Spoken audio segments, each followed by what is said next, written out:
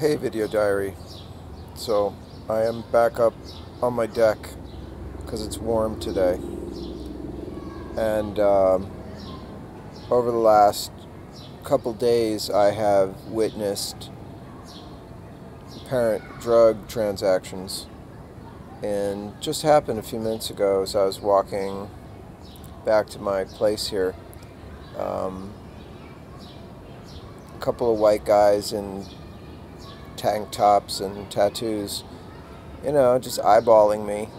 And there's always like a hostile thing, because you're interrupting something they're doing that's illicit, or they wouldn't behave that way because they don't feel that way. So there's a kind of excuse me, stare down as I'm walking by, and I just very discreetly half turn to make a call, and I see the handoff, and yeah, that was one. And also, just, if I can say, pardon the noise here, just their vibe. Their vibe is aggressive. It's defensive.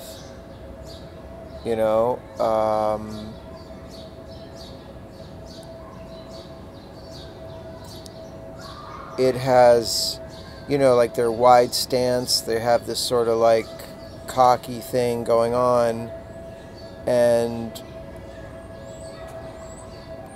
it's not pleasant, right? You don't get you wouldn't send one of your kids over to them to give them a flyer. Oh shit. And I can tell that they're assholes. That's the other thing, that drug users are primarily assholes. They just are. They're just caught up, undereducated, fucked up people.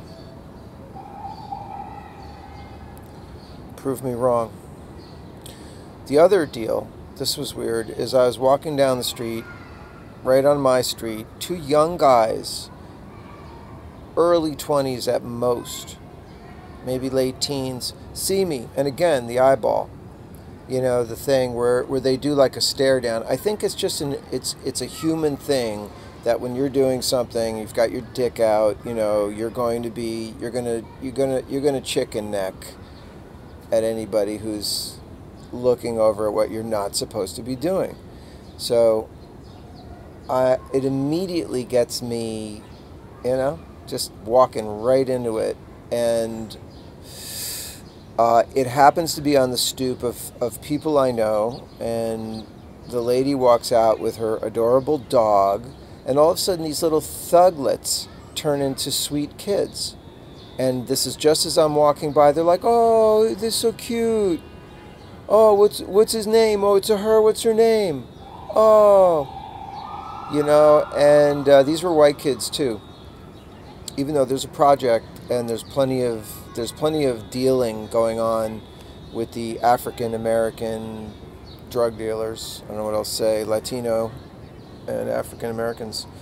But these were all white kids, white men, whatever. It's a mixed bag. Everything's all a mixed bag. I don't think it's one of those things that maybe is not driven by race. Maybe it's maybe that's the upside of being a loser drug addict, is that you really are not hung up with race. You're good with, it's not about that. It's about just getting high and keeping high. Fuck. Whew. I'm angry today. I've been depressed. And I've been using that word a lot, at least on here. I don't tell it to other people. I don't really talk to other people. I don't really go over this, and I don't even want to hear about it. How could somebody else want to deal with it? And it's what's popping out of my skin. I've been cooking with a lot of garlic. It's a phase right now. I've always done it, but this is a phase where I've got raw garlic that's already been chopped, so all I have to do is like bang. And I wonder to what degree in my jujitsu sweat outs, you know, that it's coming out. And it is. What you put in comes out, you know.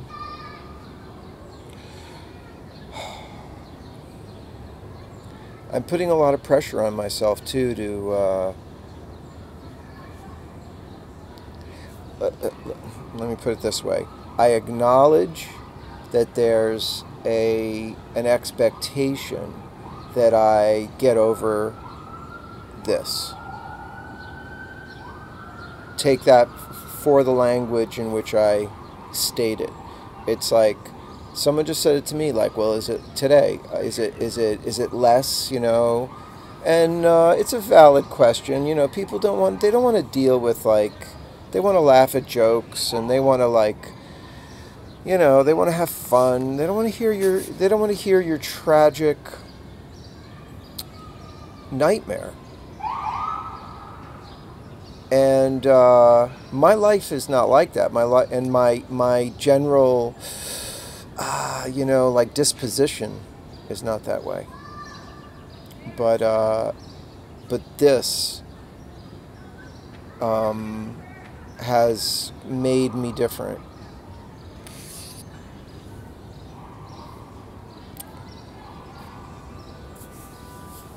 It's worse on some days, but it's not yet, or shall I say, reached a place, or I haven't reached a place to make a decision about, I don't know, anything. These videos, that's what I'm doing. I'm basically putting out my raw, unfiltered, unevolved, let's say, because I'm doing a lot of reading. I'm reading about archetypes. I'm studying Zen.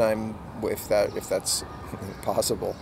I'm reading this book, Elephant in the Brain, which talks about our selfish impulses are the strongest things in our lives, and we're not even aware of it.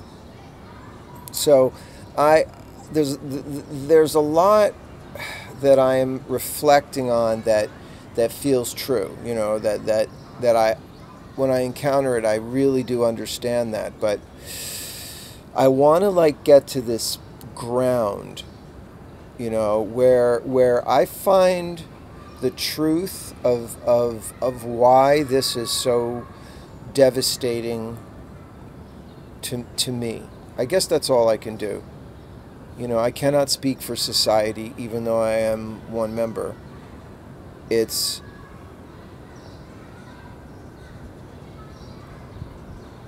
this is my self-therapy. You know, I get my thoughts out.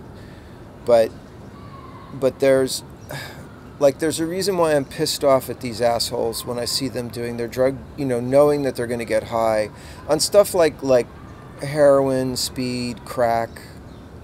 Those are the ones that just shatter any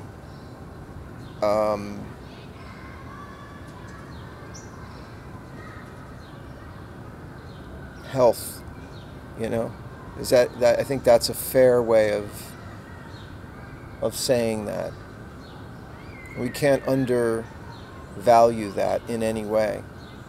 Just health, you know, just the ability to get up, go to the bathroom, cook for yourself, maintain your life, your body.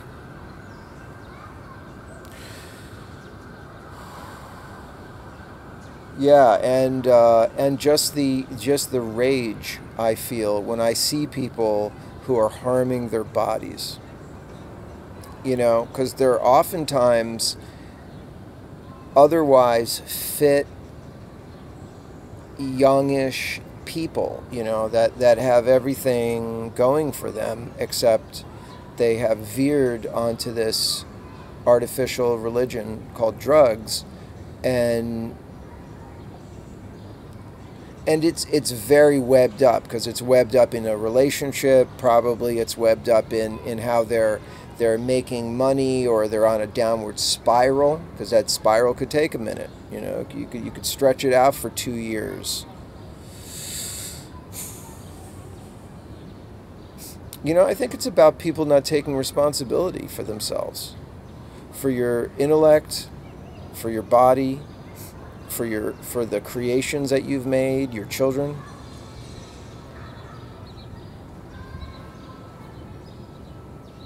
Just take responsibility for that.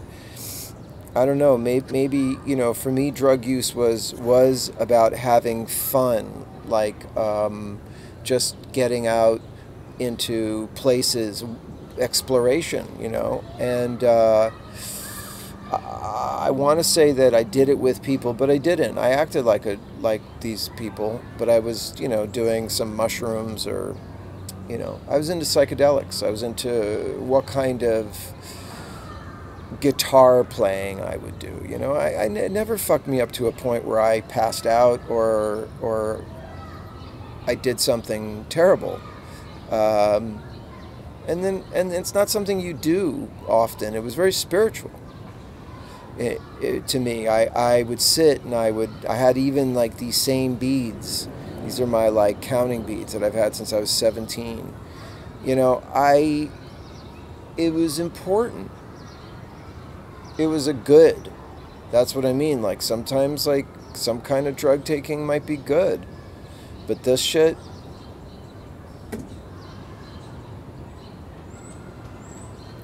real bad. My sister sent me a picture of my son. I flipped out. Flipped out.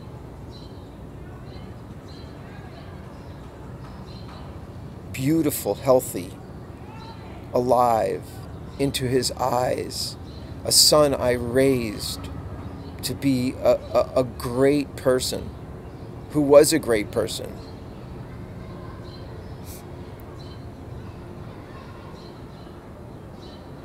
He was by nature just beautiful. And I know he had this desire to inwardly adventure or travel.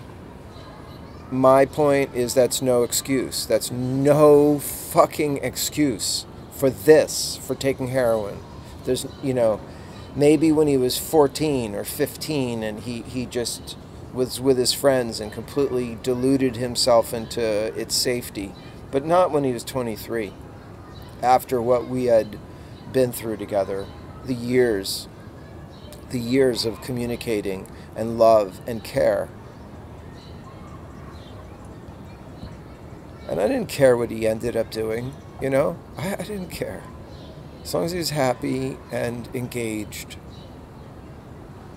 So it's so ironic that this is the outcome, and I just feel like I can't get anything that I want in my life. And I know that that's not true because I have so much. But this thing with men, you know, my father being such a dick, and then my son killing himself is such a dick move. It's just, that's how I feel. I feel abandoned by both of those guys. And I am. Because I didn't do that. I was aware of it when I was with my father. I didn't want him to do things that were clearly harming him. And trust me, I had a lot more fun in my life than my father did or my son will ever have. Because I didn't do stupid shit like this. I did a lot of stupid shit, though. But I mean, if it's possible not to be addicted, then there's no excuse.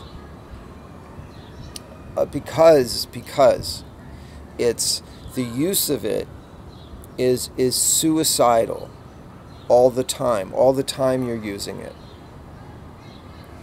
It isn't that you could die anytime. It's like the acceptance of death is there from all the time, and that is the crime. That's what I'm talking about. That's the trivialization of everything your parents and your siblings or your children or whoever doesn't want you to die, because all we have in this world is us. So it's an outrage. You know, it is a crime against humanity to be and to stay addicted. It's you know, I feel that way. I feel that way about smoking. You know, I that might be like, oh, well, that's a big jump. How would you take a jump? Smoking kills you too. It just takes a lot longer. But think of the way that you'll degrade your life. You may not even be aware of it until you stop it, and then you're like, wow, I can breathe. I'm going to go play lacrosse. I'm going to go travel. You know, a report came out that said that people who eat really well, great, will be less depressed. This has just popped up on my news feed. I don't think there's any way that we can justify certain behaviors. We just can't, because they're suicidal. And they don't make you cooler, smarter, or anything. You know, I smoked for a long time. It made me feel shitty.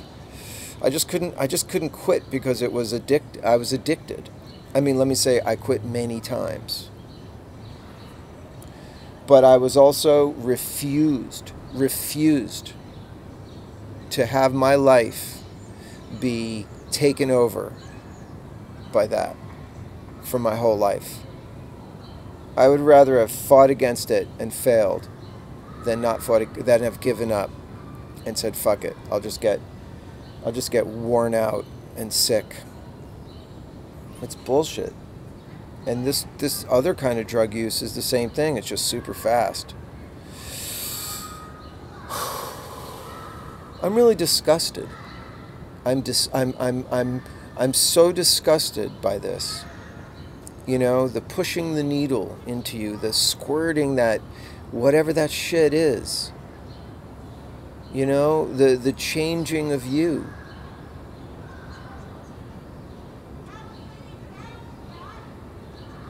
It's not right. It's wrong.